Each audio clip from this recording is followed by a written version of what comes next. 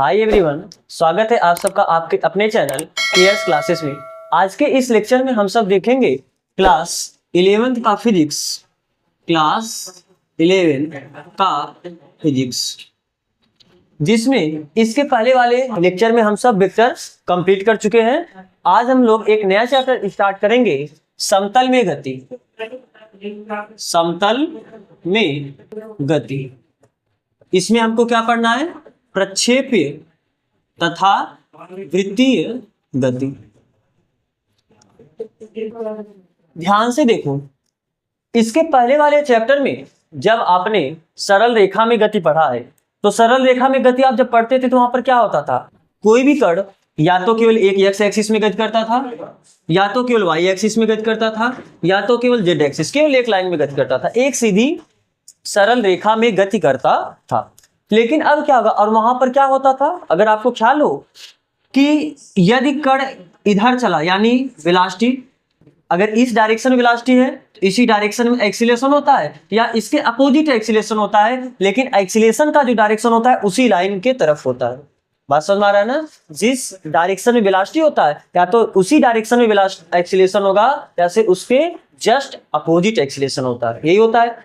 लेकिन अगर कभी कण के वेलोसिटी और एक्सीलरेशन के बीच में 0 या 180 के अंश के अलावा कोई एंगल आए, मैं क्या बोला? 0 अंश या 180 अंश, क्योंकि आपको पता है कि जब कोई कण मान लो इस तरीके से गति कर रहा है, उसकी वेलोसिटी का डायरेक्शन ये है और एक्सीलरेशन भी इसी डायरेक्शन हो गया, तो acceleration and velocity both are vector quantities, तो इनके बीच एंगल कितना हो गया? 0 अंश। इनके बीच एंगल 0 अंश हुआ। तो इस केस में क्या होता था? उस कण की वेलोसिटी बढ़ने लगती थी। जब एक्सीलरेशन वेलोसिटी की डायरेक्शन में लगता है तो वेलोसिटी बढ़ता है कि नहीं बढ़ता है? तो हम कहते हैं कि पार्टिकल एक्सीलरेट हो रहा है, पार्टिकल त्वरित है इस केस में। और अगर वेलोसिटी का डायरेक्शन ये है और एक्सीलरेशन का डायरेक्शन उसके अपोजिट हो गया, तो यहाँ पर उनके बीच एंगल कितना हो गया? 180। यानी पार्टिकल इधर जाना चाहता है, एक्सीलरेशन इधर लग रहा है, तो पार्टिकल का वेलोसिटी धीरे धीरे क्या होगा? कम हो जाएगा, और पार्टिकल कुछ टाइम जाके बाद रुक जाएगा। तो इस केस में कहते हैं इसे रिटार्डेशन यानी मंदन की स्थिति बोलते हैं। तो जब वेलोसिटी और एक्सीलरेशन के बीच एंगल 0 अंश हो या 180 अंश हो, उस केस में उस स्थिति में पार्टिकल एक सीधी सरल रेखा में गति करती है। ठीक है? आप अगर उसी डायरेक्शन हुआ तो चलते उसका स्पीड बढ़ता जाएगा, और अगर अपोजिट डायरेक्शन होगा तो चलते उसका स्पीड घटेगा, रुक जाएगा, फिर अपोजिट डायरेक्शन में चलना चालू कर देगा, लेकिन चलेगा इसी लाइन पे। लेकिन अगर कभी ऐसा केस हो जाए, कैसे? मान लो कि पार्टिकल का वेलोसिटी इधर और पार्टिकल का एक्सीलरेशन इधर है, इनके बीच कुछ क्या आ जाए? एंगल आ जाए। तो उस केस में कण सीधी रेखा में नहीं चलेगी, कण क्या करेगी? फिर कुछ इस तरीके से गति करना स्टार्ट कर देगी। बात समझ में आ रहा है ना? या ऐसे भी समझो, आपको जो पढ़ना है प्रोजेक्टाइल मोशन, प्रक्षेप गति। प्रक्षेप गति में क्या होता है? ख्याल करो, आपने कभी ऐसा किया है? अगर आप कण को सीधे ऊपर फेंकोगे तो कण ऊपर जाएगा और उसके बाद जस्ट नीचे आ जाएगा। तो जब हम क्या करेंगे, अगर इसे हम सीधा फेंकेंगे तो ये सीधा नीचे आया, लेकिन क्यों यहाँ पर ऐसा हुआ? क्योंकि यहाँ पर वेलोसिटी का डायरेक्शन ऊपर है और एक्सीलरेशन ड्यू टू ग्रेविटी नीचे है, इसीलिए यानी वेलोसिटी और एक्सीलरेशन के बीच डायरेक्शन कितना है? 180 अंश। लेकिन अगर एक्सीलरेशन का डायरेक्शन किधर है? नीचे, और इसे हम एक्सीलरेशन के डायरेक्शन से 0 अंश या 180 अंश पे नहीं फेंक रहे हैं, हम इसे कुछ एंगल पे फेंक रहे हैं। एक्सीलरेशन का डायरेक्शन ऐसे नीचे है ना, इसे हम कुछ एंगल फेंकेंगे। जब इसे फेंकोगे तो यहाँ पर आपने देखा इसका पथ कुछ इस तरीके से आया। यानी ध्यान से देखो, यहाँ पर क्या था? एक्सीलरेशन का डायरेक्शन नीचे था और हमने इस पार्टिकल को फेंका कैसे? इस एंगल पे। यानी देखो, क्या इनके बीच कुछ एंगल आ रहा है कि नहीं आ रहा है? अरे आप एक्सीलरेशन को और नीचे शिफ्ट कर दोगे, देखो इनके बीच कुछ एंगल है कि नहीं? क्योंकि आपको पता है दो वेक्टर के बीच एंगल निकालने के लिए आप टेल से टेल जोड़ते हो। तो जब एक्सीलरेशन और वेलोसिटी के बीच कुछ एंगल होता है, उस केस में क्या होता है? पार्टिकल सीधी रेखा में नहीं गति करता है, पार्टिकल एक वक्र पथ पर चलता है। तो ये जो इसका पथ था, यही पथ आपका वक्र पथ, इसे वक्र बोलते हैं। वक्र मतलब मुड़ा हुआ पथ। तो ऐसे केस में इस तरीके की गति को हम लोग क्या कहते हैं? प्रक्षेप गति। तो यहाँ पर देखो, पार्टिकल कुछ जब ऐसे चल रहा है तो पार्टिकल कुछ x में बढ़ रहा है और पार्टिकल कुछ y में चल रहा है। पार्टिकल कुछ x में आगे बढ़ा, फिर पार्टिकल नीचे आया, यानी पार्टिकल x और y दोनों डायरेक्शन में चल रहा है। बात समझ में आ रहा है? तो यहाँ पर सीधी रेखा में गति नहीं कर रहा है। इस तरीके का जो गति होता है इसको कहते हैं समतल में गति, क्योंकि यहाँ पर एक प्लेन में गति हुआ। बात समझ में आ रहा है। और इसी गति को हम लोग क्या कहते हैं, 2D मोशन यानी द्विविमीय गति, क्योंकि यहाँ पर एक विमा आपका x एक्सिस होगा और एक विमा आपका y एक्सिस होगा। तो यहाँ पर जो आपका गति हो रहा है ये कितने विमी में गति हो रहा है, 2 विमी में गति हो रहा है। तो बात समझ में आ रहा है ना। अगर आपको ये चीज याद रखना कि कब पार्टिकल सीधी रेखा में गति करेगा और कब पार्टिकल 2D मोशन करेगा, जब वेलोसिटी और एक्सीलरेशन के बीच एंगल 0 अंश या 180 अंश हो, उस केस में पार्टिकल सीधी रेखा में गति करता है। और अगर वेलोसिटी और एक्सीलरेशन के बीच एंगल 0 अंश या 180 अंश के अलावा कुछ हो, ऐसी स्थिति में पार्टिकल सीधी रेखा में गति नहीं करता है। ऐसी स्थिति में पार्टिकल एक वक्र पथ पर गति करता है। बात समझ में आ रहा है ना। वक्र पथ पर गति करने का मतलब 2D मोशन, इसी कहते हैं द्विविमी गति। और ये आपका एक समतल भी होता है। बात समझ में आ रहा है ना। ये जैसे मान लो कोई एक चींटी है, तो चींटी अगर इस तरीके से चल रहा है तो चींटी इसी प्लेन पे चल रहा है, या आपका पूरा एक तल नहीं है, या आपका एक समतल है। तो यहाँ पर जो गति हुआ कि एक समतल में गति हुआ, इस तरीके के गति को हम क्या बोलेंगे, समतल में गति। तो समतल में गति कब होगा, जब वेलोसिटी और एक्सीलरेशन के बीच 0 या 180 अंश के अलावा कुछ एंगल। बात समझ में आ रहा है। तो जब कोई पार्टिकल समतल में गति करेगा तो उससे संबंधित कुछ बातें हैं। तो पहले आप इस बात को नोट करना है तो आप नोट कर सकते हो। तो कब सीधी रेखा में गति होगा और कब समतल में गति होगा, आप इस पॉइंट को लिख लो। जब कण के वेग और त्वरण के बीच 0 अंश या 180 अंश का कोण बने, तो उस स्थिति में कण एक सरल रेखा में गति करती है।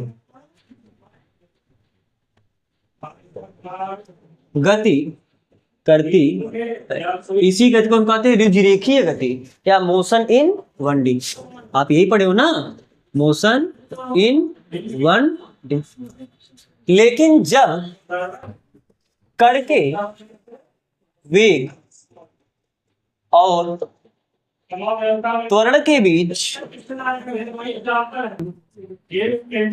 0 अंश या 180 अंश के अलावा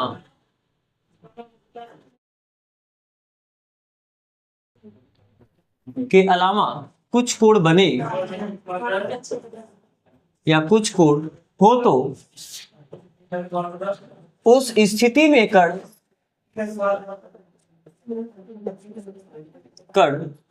एक वक्र यानी मुड़ी हुई, वक्र का मतलब मुड़ा हुआ होता है ना, एक वक्र पथ पर गति करता है।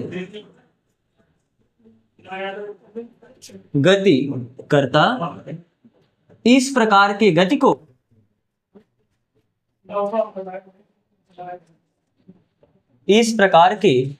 को समतल में गति, मोशन इन प्लेन, या इसी को द्विविमीय गति कहते हैं। द्विविमीय गति, और द्विविमीय गति को क्या बोलते हैं इंग्लिश में, मोशन इन 2D कहते। बात समझ में आ रहा है ना। तो आपको देखो, पहली बात, जब द्विविमीय गति आएगा उसके लिए आपको सब कुछ वैसे करना जैसे आप एक सीधी रेखा में करते थे। कैसे सीधी रेखा में? अब जब कण सीधी रेखा में चल ही नहीं रहा है तो कैसे हम इसे सीधी रेखा में मानेंगे? इस प्रकार से मानोगे, क्योंकि आपने सदिश, आपका इस चैप्टर को पढ़ने के लिए सदिश स्ट्रांग होना चाहिए, सदिश अच्छे से आना चाहिए। तो ख्याल करो, ध्यान से देखना, आप जो कुछ भी पाना, आप एक हेडिंग सदिश से पढ़े हो, सदिशों का वियोजन, रिजोल्यूशन ऑफ वेक्टर पढ़े हो, याद आ रहा है वो हेडिंग? तो वहां पर क्या होता है, जैसे मान लो कि ये वेलोसिटी का डायरेक्शन है और एक्सीलरेशन एक्स एक्सिस में लग रहा है, तो क्या बेशक सी बात है इनके बीच कुछ एंगल है कि नहीं एंगल है? तो अगर वेलोसिटी का डायरेक्शन ये है एक्स एक्सिस से थीटा एंगल बनाते हुए, तो क्या इस वेलोसिटी का दो घटक होगा, एक एक्स एक्सिस की तरफ और एक इसका जो घटक होगा वाई एक्सिस की तरफ। तो एक्स एक्सिस की तरफ जो घटक आएगा उसे आप वी एक्स बोल सकते हो, और वाई एक्सिस की जो तरफ घटक आएगा उसको आप वी वाई बोल सकते हो। और ये वी एक्स कितने के बराबर हो जाएगा, वी कॉस थीटा। आपको पता है ना एंगल जिस एक्सिस से सटा होता है उधर कॉस आता है, और एंगल जिस एक्सिस से नहीं सटा होता है उधर आपका क्या आता है, साइन थीटा। यानी ये क्या आ जाएगा, वी साइन थीटा। तो आपको यही करना है, इस वेलोसिटी का जो भी एंगल पे रहेगा उसको आप एक्स एक्सिस और वाई एक्सिस पे क्या कर लेना, रिजॉल्व कर लेना, तोड़ लेना। अब एक्सीलरेशन तो ऑलरेडी केवल एक्स एक्सिस में है, इसको तोड़ने का कोई काम ही नहीं है। तो आप गति के 3 समीकरण जानते हो, या जितने भी चीज आप एक सरल रेखा के लिए जानते हो सब कुछ लगा सकते हो। अब देखो इसके लिए आप एक्स में अलग से सोचना और वाई में आप अलग से इक्वेशन लगाना। यानी एक्स एक्सिस में आप तीनों समीकरण अलग से लगाओ और वाई एक्सिस में आप तीनों समीकरण अलग से लगाओ। जब केवल आप एक्स एक्सिस में समीकरण लगाओगे उस समय आप वाई एक्सिस को सोचना भी मत, उस समय केवल आप किसके बारे में सोचना, एक्स एक्सिस के बारे में सोचना। और जब एक्स एक्सिस के बारे में आप सोचोगे तो क्या एक्स एक्सिस में एक लाइन ही आया कि नहीं आया, तो एक लाइन की तरह ये हो गया कि नहीं हो गया। और जब वाई एक्सिस में सोचोगे तो वाई एक्सिस भी एक लाइन के लिए कार्य करेगा, एक लाइन के जैसा कार्य करेगा। तो यानी आप इसमें एक सरल रेखा में गति अलग से लगाओ, इस एक्सिस में आप सरल रेखा में जो उतना गति पड़े उसके लिए आप अलग से सभी इक्वेशन लगा सकते हो। तो क्या जो द्विविमीय गति है उसको हम एक एक विमीय गति में तोड़ देंगे कि नहीं तोड़ देंगे। तो बस केवल आपको यहाँ पर वेक्टर से तोड़ना जोड़ना आना चाहिए, बाकी सब कुछ वैसे जैसे आपने सरल रेखा में गति पढ़ा है। तो सबसे पहले द्विविमीय गति पढ़ने से पहले हम कुछ जैसे स्थिति सदिश, विस्थापन सदिश, ये सब आप वेक्टर में पढ़े हो, थोड़ा सा हम यहाँ पर रिपीट कर देने। उसके बाद वेग सदिश और त्वरण सदिश इसे पढ़ लेते हैं, फिर उसके बाद हम सब प्रक्षेप गति को स्टार्ट करेंगे। तो आप हेडिंग डालो महत्वपूर्ण तथ्य या महत्वपूर्ण बिंदु, आप हेडिंग डाल लो, वैसे कुछ भी आप हेडिंग डालो। तो इसमें पहला आपको इसमें डिटेल नहीं चलना है, आप स्थिति सदिश, क्या होता है स्थिति सदिश पढ़े ने वेक्टर में, किसी बिंदु की स्थिति बताने वाली जो सदिश होती है उसी की स्थिति सदिश कहते हैं। तो यहाँ पर ध्यान से समझना, जैसे मान लो कि ये एक्स एक्सिस है और ये क्या है, वाई एक्सिस। तो अगर कण जब द्विविमीय गति करेगा यानी हो सकता है कि फिर वो कुछ वक्र यानी मुड़ा पथ पे चलेगा, वो सीधी रेखा पे तो चलेगा नहीं। तो जब जो आपका कण है वो वक्र पथ पे चलेगा यानी मुड़े हुए रास्ते पर चलेगा। तो अगर मान लो किसी समय वो यहाँ होगा, किसी समय वो यहाँ होगा, किसी समय वो यहाँ होगा, तो आपको कैसे बताओगे कि वो कहाँ है, तो हम उसकी स्थिति बताएंगे। क्या बताएंगे, स्थिति किसके सापेक्ष, मूल बिंदु के सापेक्ष। तो किसी भी बिंदु की मूल बिंदु के सापेक्ष स्थिति बताने वाली सदिश को हम लोग क्या कहते हैं, उस बिंदु की स्थिति सदिश। आपने वेक्टर में ये पढ़ा है। तो मान लो अगर चलो इतने पॉइंट में से हम केवल एक पॉइंट को देखते हैं, जैसे एक पॉइंट आपका क्या है, वही कण आपका इस तरीके से एक वक्र पथ पर चल रहा था, किसी समय पर वो कहाँ पहुंचा है, पी पर पहुंचा है। तो इस बिंदु की जो स्थिति होगी वही तो स्थिति सदिश हो जाएगी। और आपको पता है किसी बिंदु की स्थिति सदिश को आप किससे दर्शाते हो, वेक्टर आर से। तो स्थिति सदिश क्या हुआ, किसी बिंदु की मूल बिंदु के सापेक्ष स्थिति बताने वाली सदिश को उस बिंदु की स्थिति सदिश कहते हैं। ये डिफिनीशन नहीं लिखना है आपने, इस वेक्टर का जब वेक्टर स्टार्ट किया वहीं पर आपने ये सब लिखा है वेक्टर के प्रकार में। बात समझ आ रहा है ना। इसे दर्शाते हैं किससे, आर से। मान लो इस बिंदु का निर्देशांक अगर x कामा y है तो आपको पता है आप वेक्टर r को ऐसे भी लिख सकते हो, कैसे, x i के प्लस y j का लिखते थे ना ऐसे। अगर ये केवल वैल्यू बताना हो यानी इस वेक्टर का केवल आपको परिमाण बताना हो, इस वेक्टर के परिमाण को केवल आप r लिखते हो, अरे बस ये वेक्टर का साइन हटा देते हो ना, और इसे आप ऐसे भी लिखते हो क्या, वेक्टर r का मान। और ये किसके बराबर होता था, अगर आपको ख्याल हो, अंडर रूट एक्स का स्क्वायर प्लस वाई का स्क्वायर। ये हो गई स्थिति सदिश। फिर जो दूसरा पॉइंट इसमें होगा, दूसरा पॉइंट इसमें है विस्थापन सदिश।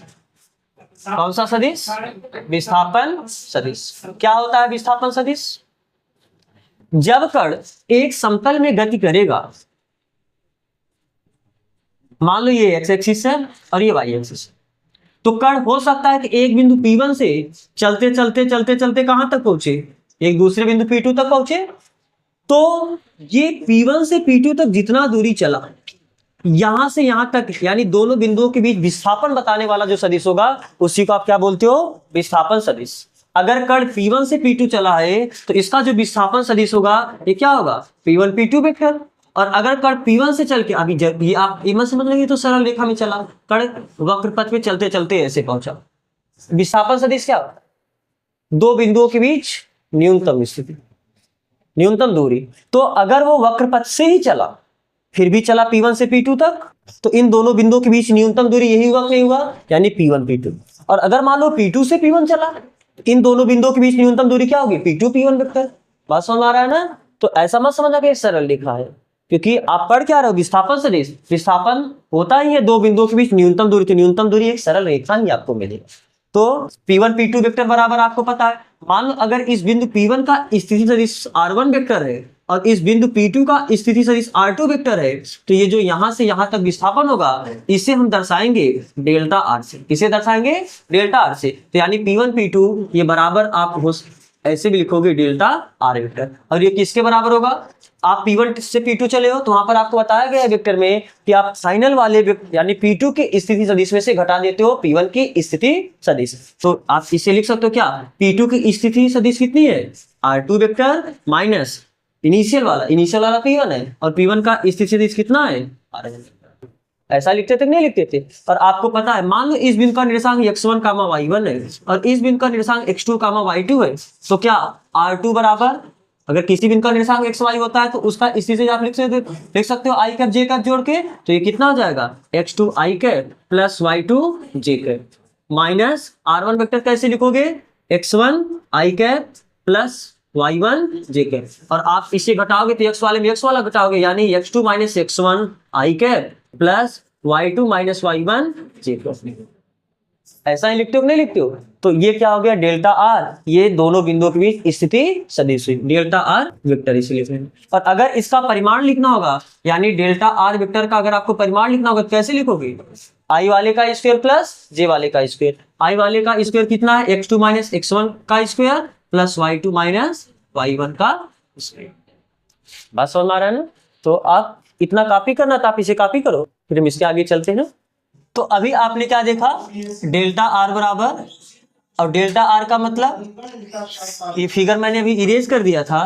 जैसे मान लो कि यहाँ पर क्या है, एक आपका x एक्सिस या आपका y एक्सिस था, तो यहाँ पर आपने देखा था अगर एक बिंदु है P1 और दूसरा बिंदु है P2, तो अगर कोई एक कण है वो इस तरीके से घूमता घूमता यहाँ तक पहुंचा तो उसका जो विस्थापन सदिश होगा यही होगा वेक्टर P1 P2। तो विस्थापन सदिश कितना होगा, वेक्टर P1 P2। और इसे हम दर्शाते कैसे हैं, वेक्टर R से, सॉरी डेल्टा वेक्टर R से। और डेल्टा वेक्टर R का मतलब क्या है, आप फाइनल वाले के स्थिति सदिश में से घटाते हो इनिशियल वाले की स्थिति सदिश। तो P2 का स्थिति सदिश कितना है, मान लो जो आपका पहला बिंदु है, आपने क्या लिखा था, इसका जो स्थिति सदिश है R1 वेक्टर है, और जो आपका ये दूसरा बिंदु है इसका स्थिति सदिश कितना है, R2 वेक्टर है। तो अगर P1 वेक्टर P1 P2 लिखना होगा तो आप इसे क्या लिखे थे, R2 vector minus R1 vector. और आपने देखा अगर इसका निर्देशांक x, y होगा और इसका निर्देशांक मान x1 y1 होगा और इसका निर्देशांक x2, y2 होगा, तो यही जो आपका डेल्टा R है, डेल्टा R क्या है, विस्थापन सदिश।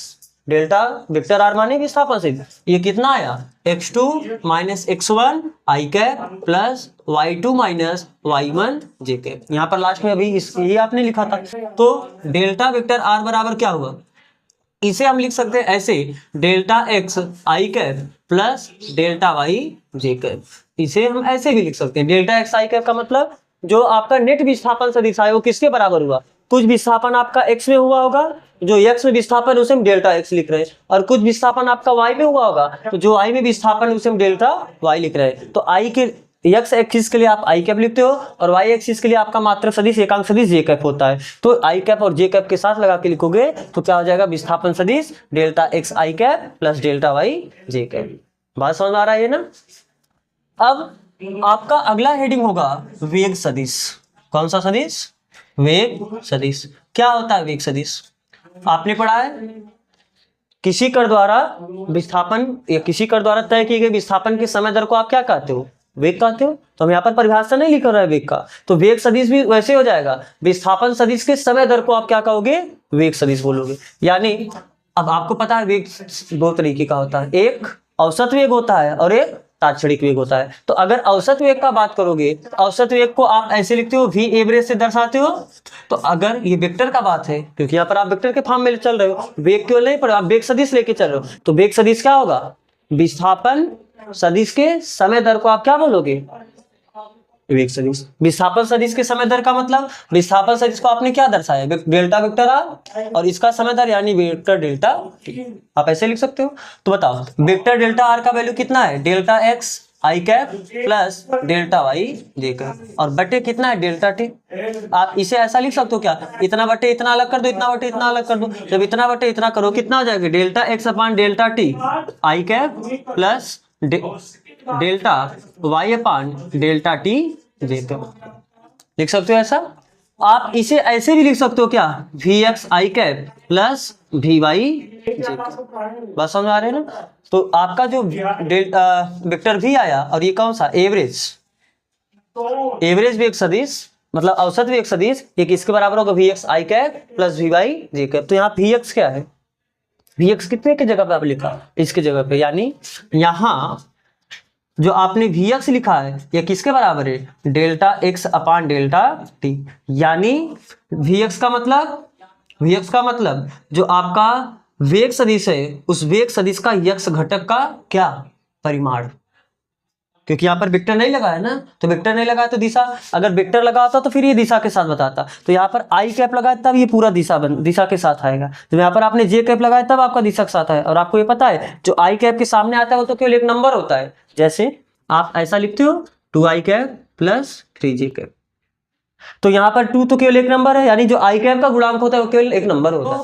आई कैप के सामने आई कैप के जो सामने होता है वो एक नंबर होता है, और जो जे कैप के सामने होता है ये भी क्या होता है, एक नंबर होता है। तो वही सेम वैसे ही आई कैप के सामने इतना था, इसी को हमने लिख दिया वी एक्स। वी एक्स का मतलब, वी एक्स है क्या, वेग का, जो आपका वेग सदिश है उसका यक्स घटक का परिमाण। परिमाण केवल मैं बोल रहा हूँ, सदिश नहीं बोल रहा हूँ, क्योंकि आई कैप के सामने एक नंबर होता है, जे कैप के सामने यहाँ पर जो लिखते हो ये नंबर होता है। तो वी वाई क्या है, जो भी आया है यानी जो आपका वेग सदिश है उसका वाई घटक। क्योंकि आप सदिशों का जब वियोजन पढ़े तो वहां पर आपने पढ़ा है कि अगर कोई सदिश ए होता है इसको आप ऐसे लिख सकते हो ए x i cap plus A Y j cap. ख्याल है ये चीज, सदिशों के वियोजन में आपने देखा है। तो ए एक्स का मतलब क्या होता है, उस वेक्टर का यक्स घटक, और ए वाई क्या है, उस वेक्टर का वाई घटक। तो वैसे ही अगर v बराबर v x i cap plus v y j cap लिखा, इस बात का मतलब क्या हुआ, ये क्या है, उस वेक्टर v का यक्स घटक, और वी वाई क्या है, उस वेक्टर v का y घटक। बस समझ आ रहा है ना। तो यानी आपने जो वी एक्स लिखा किससे, डेल्टा एक्स पान डेल्टा टी, और इसे क्या बोलोगे, वेग सदिश का यक्स अक्ष के दिशा में, या वेग सदिश का यक्स अक्ष की दिशा में घटक, वेग सदिश का यक्स अक्ष की दिशा में घटक है। और जो भी वाई आया है ये किसके जगह आया है, delta y upon delta t, और ये क्या है, वेग सदिश का वाई अक्ष की दिशा में घटक।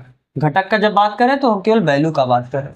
बात समझ आ रहा है। अब आपको पता भी है कि जब कोई कण द्विविमीय गति करेगा, द्विविमीय गति करेगा यानी एक्स एक्सिस में भी चलेगा वाई एक्सिस में भी चलेगा, तो उसका कुछ विस्थापन एक्स एक्सिस में होगा और उसका कुछ विस्थापन वाई एक्सिस में होगा। तो जब आपको नेट विस्थापन लिखना होगा तो एक्स में जितना विस्थापन हुआ उसे लिखोगे आई कैप, प्लस वाई में जितना विस्थापन हुआ वो लिखोगे इंटू जे कैप। बात समझ में आ रहा है। और अगर उस कण के वेग का बात करना होगा, उस कण का अब वेग सिर्फ एक्स एक्सिस में नहीं होगा, उस कण का कुछ वेग जो नेट वेग होगा उसका एक हिस्सा एक्स एक्सिस के डायरेक्शन होगा और उसका एक घटक एक हिस्सा वाई एक्सिस के डायरेक्शन होगा। तो जब आप इस तरीके से लिखते हो वी एवरेज बराबर v x i cap plus v y j cap, तो ये क्या है, ये वी एक्स क्या बता रहा होगा, उसका जो नेट वेग आया है उस नेट वेग का एक्स घटक ये बता रहा होगा, और उस नेट वेग का वाई घटक ये बता रहा।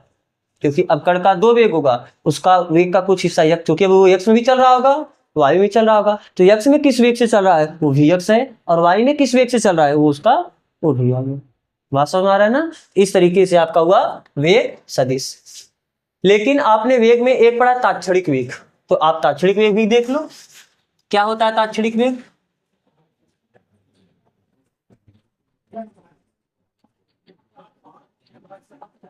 आपको पता है तात्क्षणिक वेग क्या होता है, किसी क्षण पर जो कण का वेग होता है वो क्या होता है तात्क्षणिक वेग। यहाँ पर तो आपने यहाँ एवरेज का बात की, एवरेज का मतलब किसी एक टाइम इंटरवल का अच्छा खासा 2 सेकंड 10 सेकंड 5 सेकंड कुछ आपको समय अंतराल मिलेगा, उतने समय अंतराल में आपने वेग बताया तो आपका औसत है। लेकिन तात्क्षणिक क्या होता है, किसी दिए गए क्षण पर जो कण का वेग होता है वह उस कण का क्या कहलाता है, तात्क्षणिक वेग कहलाता है। तो तात्क्षणिक वेग के लिए जो टाइम इंटरवल ये हम जो डेल्टा टी लिखते हैं, डेल्टा टी समय अंतराल ही है, क्या ये समय अंतराल बहुत कम होता है कि नहीं कम होता है? आपने जब वहां पर तात्क्षणिक वेग पढ़े हो, आपने लिखा है तात्क्षणिक वेग को हम केवल v से दर्शाते हैं इस तरीके से।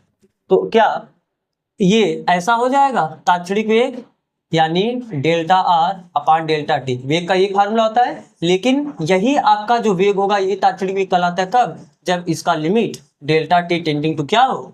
0। पढ़े थे ये बात ना? यानी डेल्टा टी टेंडिंग टू 0 का मतलब जो समय अंतराल है वो बहुत 0 के तरफ अग्रसर है। 0 की तरफ अग्रसर होने का मतलब बहुत कम है, एग्जैक्ट 0 नहीं है, 0 की तरफ अग्रसर है, इसका मतलब बहुत कम गैप है, यानी 1 सेकंड से भी कम, आधा सेकंड से भी कम, बहुत कम गैप है। मतलब ये इतना कम है, बहुत छोटा, यानी लगभग 0 के बराबर गैप हो, उस टाइम पे हम वेग का बात करें। इसीलिए आपने यहाँ पर लिखा डेल्टा टी टेंडिंग टू 0। तो यहां से बताओ, तो this implies that vector v बराबर क्या हो जाएगा? Limit delta t tending to 0। और इसी को ख्याल करो, जब ये बहुत छोटा होता है तो इसको आप क्या लिखते हो? D R upon D T लिखते हो। ख्याल है ना? जब ये इंटरवल बहुत छोटा होता है तो आप ये जो डेल्टा ना लिख के इसे क्या लिखते थे? डी लिखते थे। तो यानी जो v है ये है क्या? D R upon D T, और वेक्टर के फॉर्म में लिखना तो vector D R upon D T लिख सकते हो। तो ये कितना हो जाएगा? तो क्या ये भी, क्योंकि आपको delta R upon delta T यही मालूम है कि नहीं मालूम है, तो ये हो जाएगा limit delta t tending to 0 delta x upon delta t i cap plus limit delta t tending to 0 delta y upon delta t ji cap. ऐसा लिख सकते हो नहीं लिख सकते हो? अरे भी तो यही होता है ना, तो यहाँ पर भी तो टाइम लगभग 0 के बराबर होगा, यहाँ पर भी टाइम 0 के बराबर होगा। हम यहाँ पर भी limit delta t tending to 0 लिख दिए, और यहाँ पर भी हम limit delta t tending to 0 लिख दिए, कोई दिक्कत नहीं है। अब बताओ, तो क्या आप इसको भी, क्योंकि यहाँ पर जब लिमिट यानी डेल्टा टी टेंडिंग टू 0 होगा तो इस बात का मतलब क्या होगा? टाइम बहुत कम होगा। अगर टाइम बहुत कम होगा तो जो डेल्टा है इसको हम डी से डिनोट करते हैं वहां पर, तो आप इसे लिख सकते हो क्या? D x upon D T i cap plus उसे क्या लिख सकते हो? डी वाई अपान डी टी जे कैप। तो ये क्या हो गया? आपका v हो गया। तो जो हम पहले केवल v बराबर dx अपान dt करते थे, तो उस वहां पर dx अपान dt क्यों करते थे? क्योंकि हम मान के चल रहे थे कण केवल आपका क्या चल रहा है? x में चल रहा है। लेकिन अब की बार क्या है? कण कुछ x में भी चल रहा होगा और कुछ y में भी चल रहा होगा। तो जब उसके वेग का बात करेगा तो आप क्या बोलोगे? dx अपान dt करोगे और i कैप लगाओगे, और y के लिए dy अपान dt करोगे, j कैप लगाओगे। यानी सब काम आपको सेम वैसे ही करना है, बस क्या है जो वहां पर केवल आप x के लिए करते थे यहाँ पर x के लिए भी करना है और y के लिए करना है, और अलग अलग i कैप j कैप लगा के आपको अलग अलग लिख देना। तो बात समझ में आ रहा है ना? तो ये आपका हुआ तात्क्षणिक वेग। अब हम बात करते हैं त्वरण का, यानी त्वरण सदिश। क्या होगा त्वरण सदिश? सेम वैसे त्वरण सदिश, वहां पर आपने क्या पढ़ा था? एक्सीलरेशन क्या होता था? dv अपान dt होता था कि नहीं होता था? तो यहाँ पर एक्सीलरेशन का बात नहीं करेंगे, हम एक्सीलरेशन वेक्टर का बात करेंगे, यानी त्वरण सदिश का बात करेंगे। तो ये सेम वैसे होगा, बस अंतर क्या आएगा इसमें? dv x अपान dt अलग करोगे i कैप के साथ, और dv y अपान dt करोगे अलग j कैप के साथ। बात समझ में आ रहा है ना? आप x जो वेलोसिटी का x घटक होगा उसका टाइम के साथ differentiation i cap, plus velocity का जो y घटक होगा उसका टाइम के साथ डिफरेंशिएशन j कैप। तो एक बार हम इसको इसे समराइज करते हैं। आपको करना कुछ नहीं है, ध्यान से देखो, उससे हम रिलेट करते हैं। जब आप मोशन इन 1D पढ़े थे, तो मोशन इन 1D यानी सरल रेखा में गति, जो आपका केवल विस्थापन आता था वो आप क्या करते थे? x2 माइनस x1 करते थे, x स्थिति बताता था। वहां पर जब विस्थापन का बात आता था तो विस्थापन आप यही लिखते थे कि नहीं लिखते थे? x2 minus x1, x2 minus x1। लेकिन अब जब द्विविमीय गति यानी समतल में गति का बात आएगा तो विस्थापन नहीं बोलोगे, विस्थापन सदिश बोलोगे, और इसे दर्शाओगे डेल्टा वेक्टर आर से। और ये क्या हो जाएगा? अब विस्थापन आपका केवल एक ही डायरेक्शन में होगा, केवल x डायरेक्शन में नहीं होगा। अब आपका विस्थापन x डायरेक्शन में भी होगा, x एक्सिस की तरफ भी होगा, और आपका विस्थापन y डायरेक्शन में भी होगा। यानी अब विस्थापन को कैसे लिखोगे? x2 minus x1 i cap plus y2 minus y1 j cap. वहां पर आप क्या पढ़ते थे? वेग पढ़ते थे। विस्थापन बाद आपने वेग ही पढ़ा था, चाल भी पढ़े थे, वेग ही पढ़ते थे। चाल आपका अदिश राशि है, हम यहाँ पर उसका बात करेंगे ही नहीं। तो जब वेग का बात आएगा तो वहां पर आपने दो वेग पढ़ा था, एक एवरेज और एक आपका इंस्टेंटेनियस। तो जो एवरेज वेग आता था मतलब औसत वेग आता था वो क्या होता था? Delta x upon delta T, यानी x2 minus x1 upon t2 minus t1, यही तो करते थे। तो यहाँ पर जब वेग का बात आएगा तो ये मान लेते हैं, चलो एवरेज हम लिख रहे हैं, तो केवल आप इसे इतना नहीं, ये तो केवल एक डायरेक्शन में था, तो आप केवल एक्स लेके चलते थे। अब यहाँ पर दो डायरेक्शन का बात आएगा, एक्स के लिए भी लिखोगे, वाई के लिए भी लिखोगे, यानी delta x upon delta t i cap plus delta y upon delta t ji cap. यानी डेल्टा एक्स का मतलब x2 minus x1 upon t2 minus t1 i cap plus y2 minus y1 upon t2 minus t1 j cap. बात समझ में आ रहा है ना? अरे सेम यही तो हमने किया है। वहां पर केवल वेलोसिटी लिखने के लिए, एवरेज वेग बताने के लिए आप केवल delta x upon delta T करते थे, क्योंकि वहां पर कर केवल हम मान के चलते थे केवल एक्स डायरेक्शन में चल रहा है। बात समझ में आ रहा है? तो यहाँ पर दो डायरेक्शन में चल रहा है, तो एक्स के लिए आप delta x upon delta t लिखोगे और वाई के लिए भी आप delta y upon delta t लिखोगे। तो इनके अलग अलग करने के लिए, क्योंकि सदिश फॉर्म में बताना है, तो आई कैप और जे कैप भी लगाएंगे। ये एक्स के लिए है तो इसके लिए आई कैप, ये वाई के लिए तो इसके लिए जे कैप लगाएंगे। बात समझ में आ रहा है ना? और इसी को हम ऐसे लिख सकते हैं, डेल्टा एक्स का मतलब क्या होता है x2 माइनस x1 और डेल्टा वाई का मतलब क्या होता है y2 माइनस। फिर आपका वहां पर इंस्टेंटेनियस वेलोसिटी आया था। इंस्टेंटेनियस वेलोसिटी के लिए आप केवल डायरेक्ट dx अपान dt लिखे थे। तात्क्षणिक वेग के लिए यही लिखे थे ना, dx अपान dt। तो यहाँ पर भी आपका तात्क्षणिक वेग आएगा। तो तात्क्षणिक वेग के लिए कैसे लिखोगे? वो x के लिए क्यों लिखे थे, तो यहाँ पर dx अपान dt x के लिए अलग लिखोगे और i कैप के साथ बताओगे x का है, और y के लिए अलग लिखोगे तो dy अपान dt देखकर बताओगे। इस तरीके से आप वेग लिखोगे। वहां पर आप त्वरण को कैसे लिखते थे? त्वरण को ऐसे भी लिखते थे, डेल्टा v अपान डेल्टा t ना, जब औसत त्वरण का बात होता था। जब औसत त्वरण का बात होगा तो a बराबर डेल्टा v अपान डेल्टा टी लिखते थे, और जब इंस्टेंटेनियस का बात होता था, ये तो आपका एवरेज का बात है, और इंस्टेंटेनियस के लिए आप dv अपान dt लिखते हैं। तो बताओ, सेम वैसे यहाँ पर एक्सीलरेशन नहीं बोलोगे, यहाँ पर एक्सीलरेशन वेक्टर बोलोगे, यानी त्वरण सदिश बोलोगे। तो त्वरण सदिश यहाँ पर दो तरीके का होगा, एक आपका एवरेज यानी औसत, और एक आपका इंस्टेंटेनियस यानी तात्क्षणिक। तो औसत के लिए क्या बोलोगे? केवल डेल्टा v डेल्टा टी जो बोल देते थे। अब डेल्टा v का दो घटक है, एक x वाला और एक y वाला। तो डेल्टा v का x घटक अपान delta t i cap plus delta v का y घटक अपान डेल्टा टी, ठीक है। और इसी को अगर लिखना है तो आप लिख सकते थे क्या, vx2 minus vx1 upon t2 minus t1 i cap plus vy2 minus vy1 upon t2 minus t1। बात समझ आ रहा है ना? और इंस्टेंटेनियस का जब बात आएगा, इंस्टेंटेनियस एक्सीलरेशन के लिए कैसे लिखोगे? जो केवल dv अपान dt लिखते थे, तो यहाँ पर dv x, अब बताओगे x का, अपान dt आई कैप प्लस dv y अपान dt जीरो। तो सब कुछ वैसे है जैसे आपको बताया भी गया है कि सरल रेखा जो आपका समतल में गति है, तो एग्जैक्ट सब कुछ सेम है आपका सरल रेखा में गति जैसा। जैसे वहां पर आप गति के समीकरण लगाते सेम वैसे यहाँ पर गति के समीकरण लगाओगे।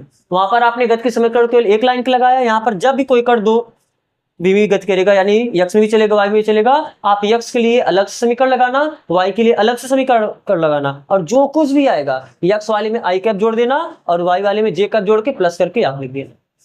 यहाँ पर सब में यही तो किया है ना, x वाले में i कैप जोड़ा, y वाले में j कैप जोड़ा और प्लस करके अलग अलग कर दिया। इस तरीके से आप इसे कर सकते हो। तो इसका जो बेसिक थ्योरी का पार्ट है यहाँ पर कंप्लीट होता है। हम लोग इस पे कुछ न्यूमेरिकल है उसे नेक्स्ट लेक्चर में कंप्लीट करेंगे। तो आज बस करते हैं। तो यहाँ तक जुड़ने के लिए आप सबका बहुत बहुत धन्यवाद।